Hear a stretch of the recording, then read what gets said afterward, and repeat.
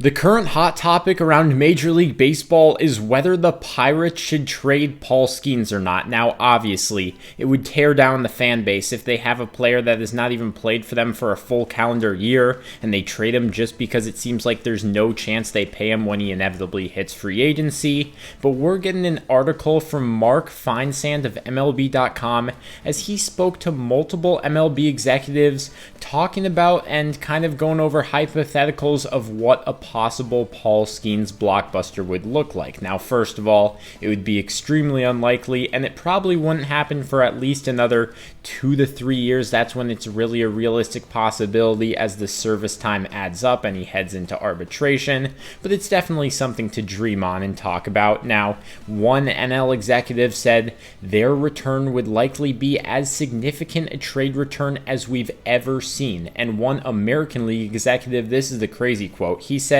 if they look to trade him now, I think something like 1.5 times the Soto deal would be the starting point.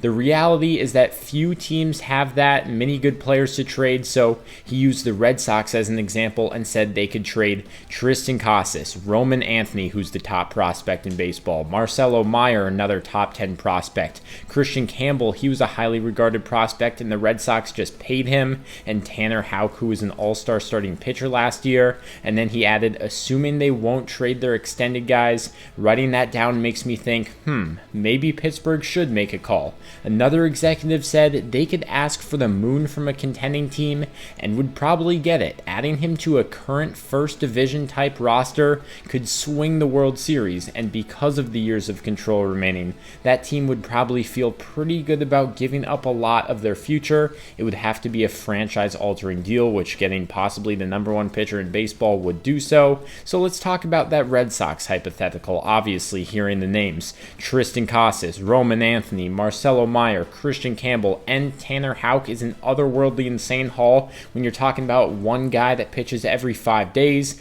But also, if you look at the Juan Soto package, that included Mackenzie Gore, CJ Abrams, and James Wood, and Soto only had 2.5 years of control left compared to Skenes, who has about double that right now. And like it said, it can immediately change the World Series landscape. If you could run out Paul Skenes and Garrett Crochet as a 1-2 punch for 5+ years and being the Red Sox where you really feel like you could convince Skenes to stay, you can open up the checkbooks and pay him his whole career, you consider it. And for Pittsburgh, you hear that haul, you consider it too. You simply just aren't going to pay Paul Skenes. Like I said, it's extremely unlikely. I'd basically say it's a 0% chance of happening this year at least, but it's definitely a very fun hypothetical to consider. Let me know what you guys think about that Red Sox package. Subscribe for more content like this every day. Thank you for watching, and leave a like down below if you enjoyed this video.